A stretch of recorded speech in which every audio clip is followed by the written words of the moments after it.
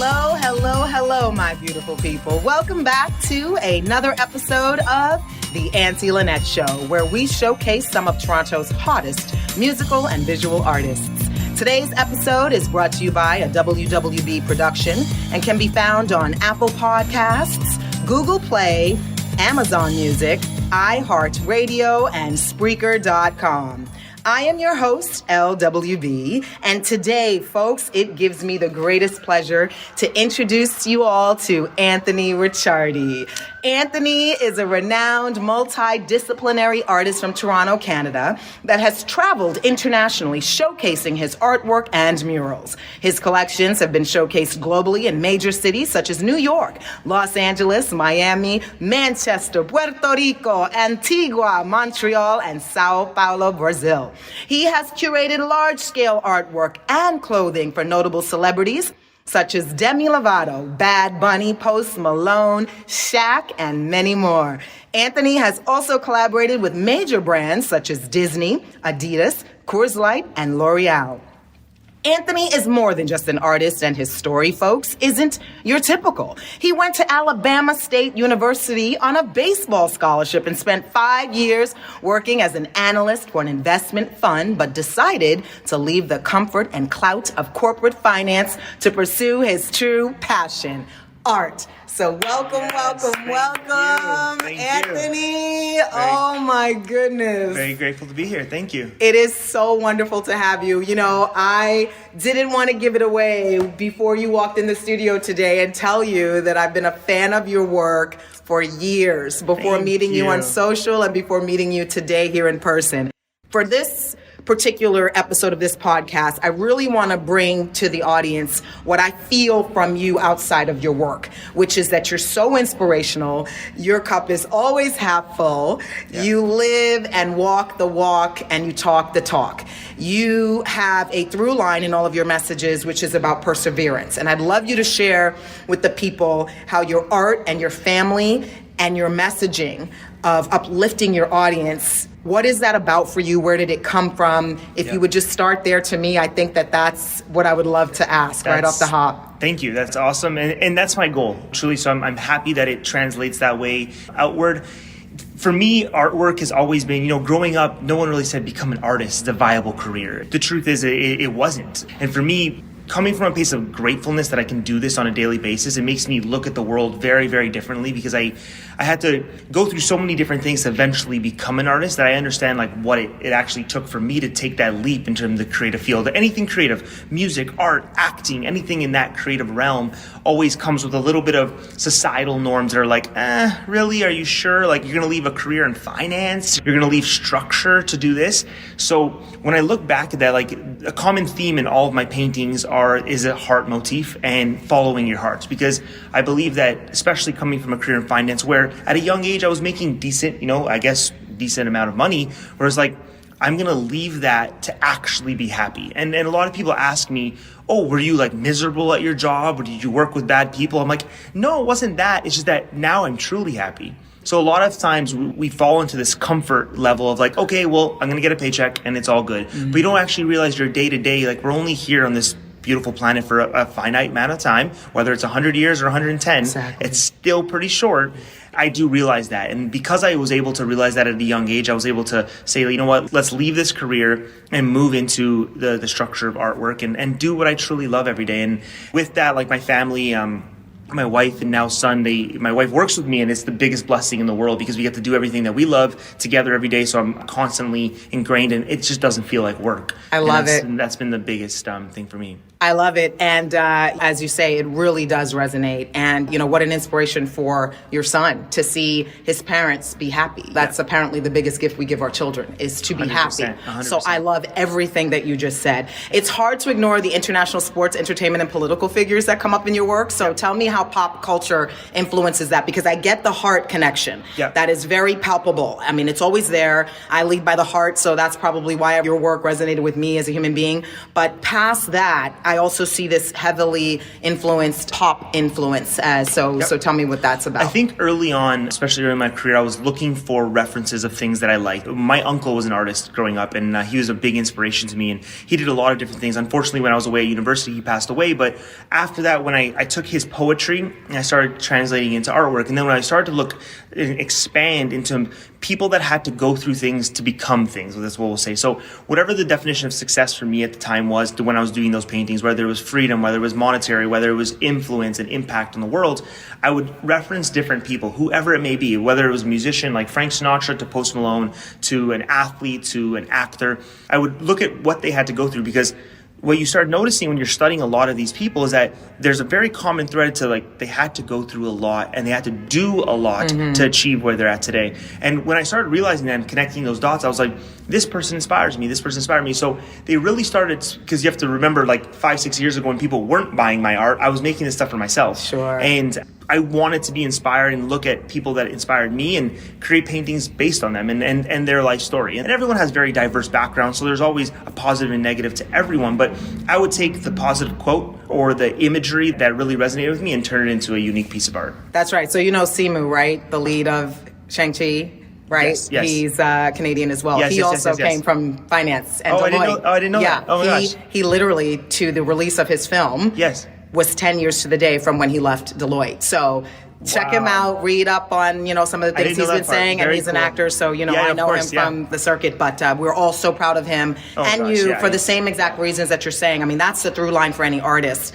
And so let's jump into the actual process. Like, I understand you were born colorblind. Yes. So what I have read in my research is that there's 3 types of colorblindness, and that the more extreme case of the condition applies to those who can only see in black and white. So tell me about where you are. The color deficiency that I have allows me not to see shades. So brown and green look exactly the same. Blue and purple look exactly the same. Brown and red look the same. So what happens is when colors are beside each other, I can't tell the difference. If you tell me something's purple, so the only reference, just because I've been this way my whole life, all my uncles are this way, it's just a family trait. Okay. But if I see like a shade of blue and if it's dark, I would think it's purple. If I see a shade of purple and I think it's light, I would think it's blue. Just because like my reference is like lighter is usually blue, darker is usually purple. I see. So, but if something's separated, like if you give me red on its own, you say this is red, I can see the red. But if you put green or brown beside it, I can't tell the difference.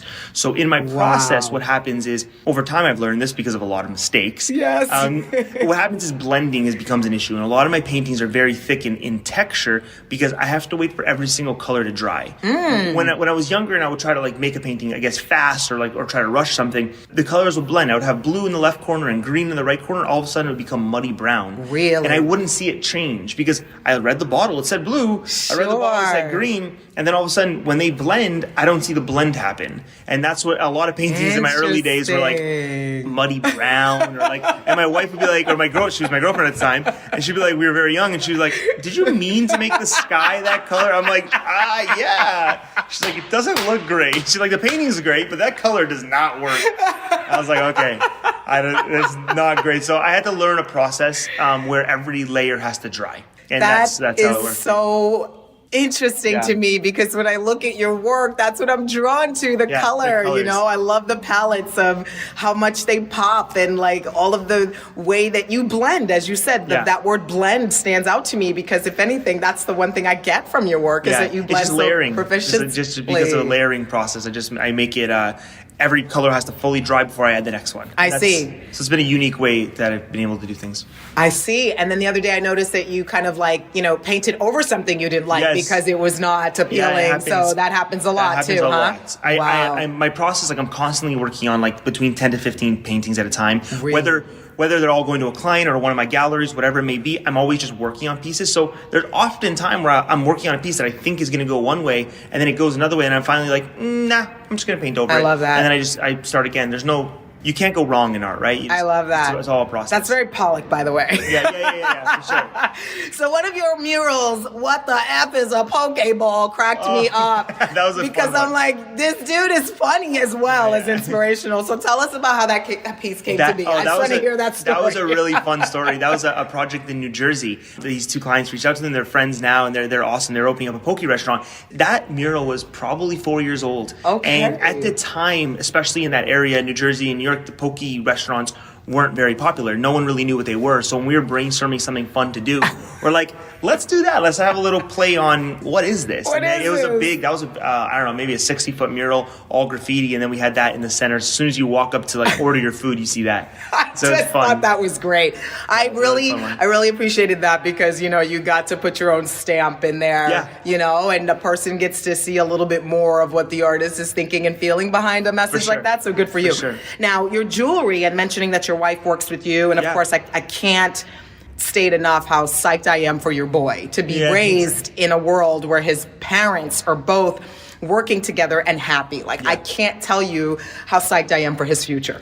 But the jewelry that you all create is sustainably sourced with the intent to build confidence for girls and women. So as a father of a son, I wondered, what was the draw there for you? Because you're specifying such a great question. The ladies. So we created a brand called Every Heart, and our partner, whose name is Tanya, she rode for Team Canada. So she grew up in sport. I grew up in sport. I played baseball in Alabama, and I saw that, especially being down south and just seeing the inequalities throughout my whole entire life of women in sport versus men in sport. So when we started to think, I do a lot of stuff with different charities, but the jewelry, especially with my heart, was going to be very women-based anyway, just because of how the heart base is and all the jewelry that I was creating. So we were thinking about different women's charities, and Tanya being in sport, Kat, and even on the verse side, my wife Cass not being in sport, because it was just looked at like, oh, what are you going to do in sport? Like, there wasn't enough opportunity, to be totally honest. And we said, you know what, well, why don't we fund young girls? So mainly right now in Scarborough and in a bunch of different other cities that we're looking at with programs that have girls sports that are maybe inner cities or lack funding, where we've already, in our first month, we've already donated $10,000 to fund 100 different girls to play sports. So we felt like we can have a ground roots. Bravo, we're getting a clap on that because that is really phenomenal. We want to have a ground roots impact on girls. And the reason was because I believe that the jewelry, all heart-based, can inspire. And that was the main thing. And sports means a lot to me. Sports means a lot to my partner. And that's how the sports angle came to be. I love that. And I would not have guessed that. That's phenomenal. I mean, as a man, to notice the inequities in female sports is huge. It's amazing. I actually know Rosie Aday. People like her are walking the walk as you are. But for a man to do it, it's very rare. And bravo to you, honestly. Big claps there. Because you are following your heart. You are living your message through your work. And I just cannot be happier to be in your presence, because I wondered, though, the shape of the heart is very interesting. So I'd love to know how that came about, because I'm drawn to hearts and I'm drawn to constantly promoting love, but I want to know about that shape. What ended up happening was I was doing more and more murals on a global stage, and at the end of the day, I didn't create the shape of a heart. So, but what I was doing these big murals. Actually, that pokey one, you'll see a lot of hearts in there, but it's not the new shape that I'm working with.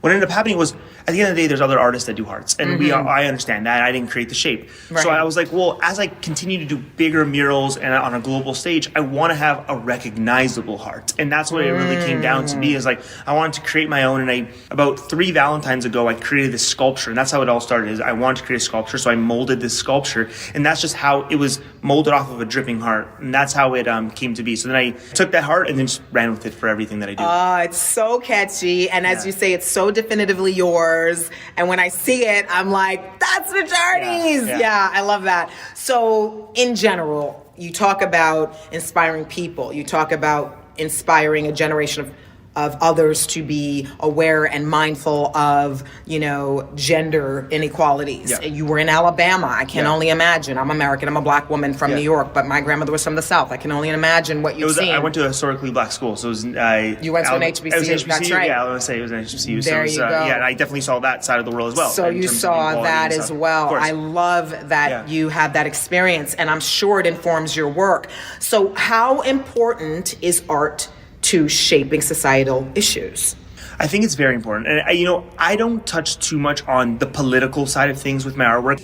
it sounds cliche, but I just try to be positive all the time. Yes. Because there's a lot of artists, and I know them, and I respect all the different arts and creatives that push the boundaries to get a reaction one way or another. But my goal is to have only a positive one. So I think art has the ability to change and help in society by creating imagery for things. There's a famous artist named Shepard Fairley. He did all the imagery for Obama. The famous Obama portrait that was like two different colors was created by that. So you saw the positivity that an artist can create in society. So I think that because artists, musicians, actors have a voice, we should be using it for good. So yes. I think that it definitely shapes society at every level. That's and, right.